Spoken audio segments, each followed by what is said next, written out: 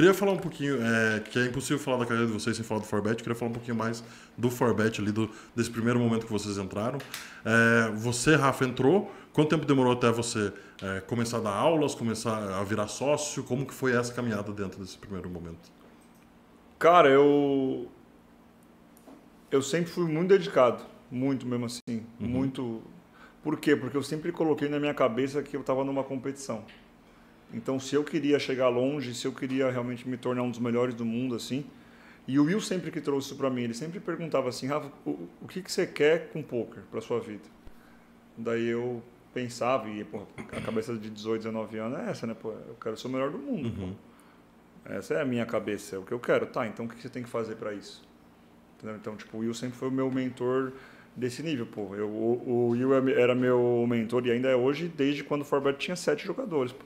Entendeu? Então, tipo, era um negócio que realmente era... É por isso que a gente é irmão, melhores amigos e tudo mais, né? Então, a gente realmente se conhece muito bem um ao outro. E aí eu sempre realmente fui muito dedicado, né? Eu acho, né, amor? Pelo menos a Lali... Muito. Eu sempre... Assim, eu muito, era o último... mesmo. Eu era o último a sair, assim... Eu lembro muito bem da Poker Villa, por exemplo. Eu era sempre o último a sair do escritório. Por quê? Porque a gente estava em 7, né? Sempre tinha umas retas finais. E eu sempre ficava assistindo a reta final do outro, entendeu? Por quê? Porque eu pensava, cara, quanto mais reta final eu assistir, maior é a chance de acontecer alguma situação dessa comigo e eu não cometer um erro. Ou já saber o que fazer, entendeu? Então, eu pirava muito nisso, sabe? Que era a maneira de eu estudar, né? Naquela época.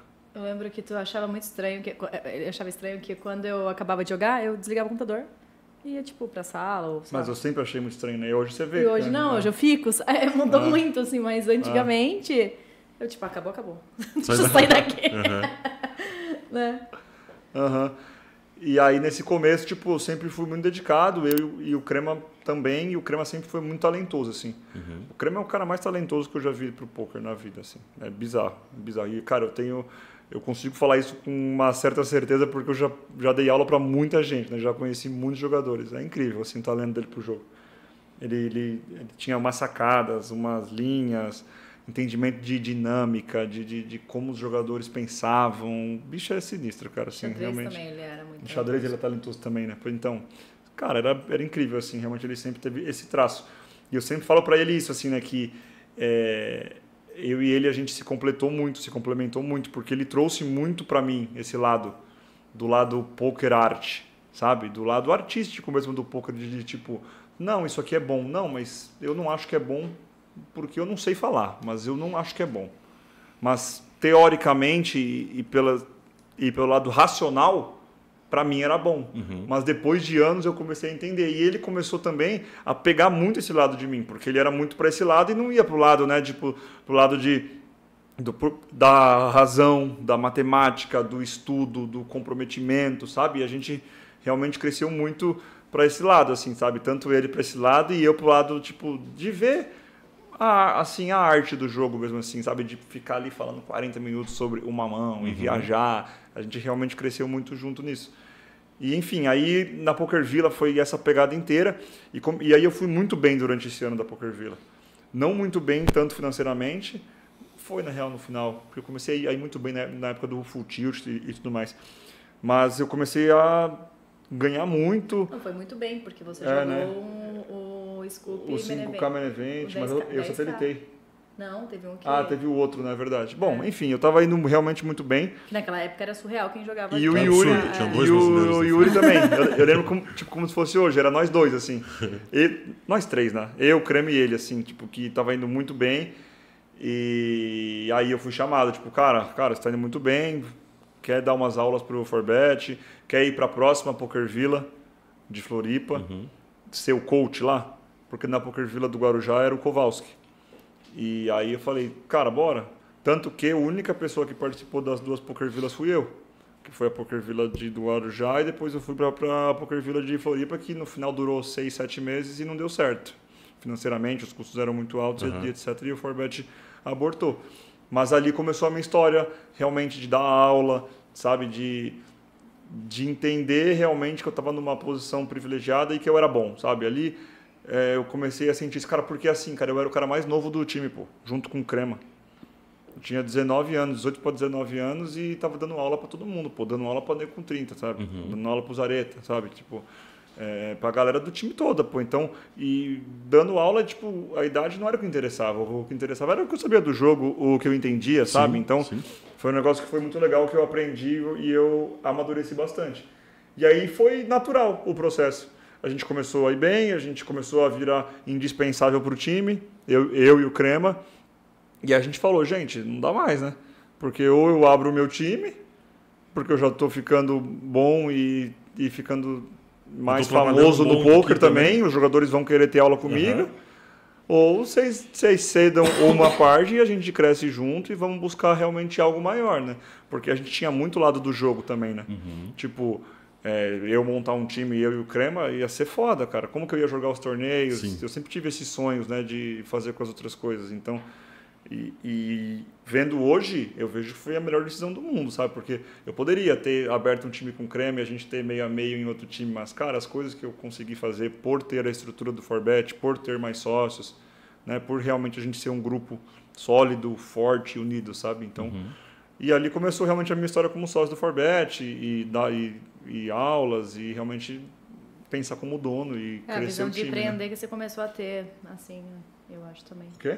Você começou a pensar em empreender ali, tipo, ir para outras áreas, pensar mais como um empresário do que só como jogador. Isso eu até queria perguntar, tipo, nesse momento, você falou, pô, o Forbet tinha 7, 8 jogadores, e aí quando você vai virar sócio, provavelmente já está crescendo um pouco o negócio, já tem um número um pouco maior. Você se preparou de alguma maneira, fora da tradição de, tipo, aprender a dar aula, aprender essas coisas, se preparou também para o lado empresário um pouquinho, ou foi, tipo, meio que acontecendo tudo? Alguém no Forbet foi responsável por planejar alguma coisa ou na época... Cara, planejar o que você disse? Planejar o crescimento do time, uma evolução ou... Não. Foi assim, acontecendo. É que o mercado sonho, também, vocês construíram como fosse hoje, é muito doido, né? Como se fosse hoje, assim, o nosso sonho, que loucura isso, né? Assim, era ter 100 jogadores. Tipo, e era distante pra cacete, cara. Assim, a gente tinha 30, 20 e 100 era algo inalcançável, pô. Aí hoje temos, porra, 500, já sabe? Já passou muita gente pelo time, é um negócio muito maneiro, assim, né? Muito... Não, e na época eram, tipo, quando eu tava, era 40 pessoas, todas na mesma aula com o Will, de vários níveis diferentes. Tipo, eu tinha aula junto com o Rafa e eu não sabia o que era Forbet direito. Porque nessa época, esse que é o lance. Nessa época... Todo mundo no mesmo áudio no Skype no e o Will dando aula pra 40 pessoas. No comecinho do Forbet, o Will, o Caio e o Sketch, eles eram muito bons jogadores de poker na época, entendeu? Eles jogavam Stigol. O Will e o Caio jogavam Stigol full swap, assim, a vida inteira eles jogavam, tipo, em torneio e tudo mais. E o Sketch também, ele jogava bastante e tudo mais. Só que começou ali em 2009, 2010 a ficar num nível que o Sketch e o Caio não conseguiam dar mais aula. Porque a gente já tinha passado o nível deles, eles não estavam jogando, eles não deu certo, simples, né? E aí o Sketch foi para a parte gerencial, de gestão e tudo mais, que foi maravilhoso para a gente, porque é um puta de um plus, você tem um cara do nível dele que não joga e que pensa em crescimento do time e gerenciamento de jogadores. E aí naquela época só tinha o Will que dava aula, que é o que a Lali falou. Aí, pô, tinha 2 caras querendo virar sócio, querendo dar aula, olha a chance de crescimento que tinha. Porque ia ter o Will e mais 2 coaches. E 2 coaches da qualidade do Will, sabe? Ou que poderia se transformar no Will ou passar ele, entendeu? Em termos de coach, em termos de expressividade para o time. Então era no-brainer, sabe? O Forbet fazer o move que ele fez, né? Hoje, olhando, eu vejo que o Kowalski tinha um time certo, dentro, né? Do Forbet, também tinha uma parada assim, né? Mas ele dava aula só para... Só para os covalinhos. Os covalinhos. E foi rápido, assim? Tipo, vocês conversaram e decidiram rápido? Teve uma burocracia? Do que você disse? Da gente virar sócio? Cara, tiveram 2 momentos. Teve um momento que foi esse primeiro momento, que foi em 2011, em que a gente virou sócio. Esse momento foi muito tranquilo, porque era muito claro que eles precisavam da gente e a gente queria também ser sócio e fazer parte, sabe? E então aí foi fácil. Tanto que, cara, eles deram uma boiada pra gente muito de parceiro mesmo, porque a gente não tinha dinheiro, pô, pra comprar. Então eles falaram assim, cara, paga 20% e o resto paga com lucro. Sabe, que vocês vão participar da formação do lucro mesmo e o resto paga com lucro. Aí a gente pagou com lucro, sei lá, a gente pagou em 1 ano E funcionou. E aí depois passou... Quantos anos depois foi a segunda? 2 anos depois? 2013 ou 2014, né? Sei lá. Só que aí a gente queria mais.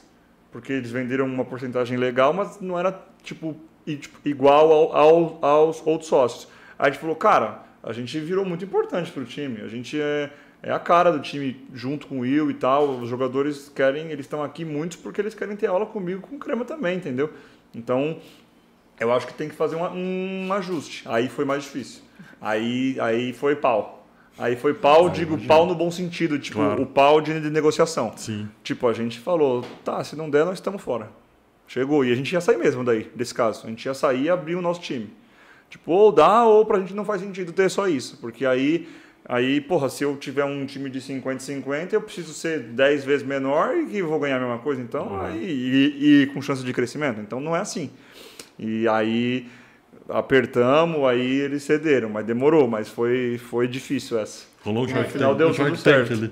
Porra, essa foi foda. E um dia que foi uma reunião super tensa, que eu lembro, essa foi a foda. gente saiu pra jantar depois, eu, o Rafa, o Will e a esposa do Will. É verdade. E eles, eu falei, como é que você vai conseguir jantar? Vocês acabaram de discutir pra caramba e tal. O Rafa, o Will, todos eles sempre souberam separar muito bem. Eu ficava meio chocada, porque...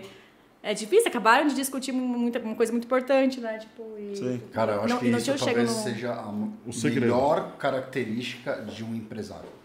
O cara conseguir, tipo, negociar e depois sair pra jantar com você, tipo...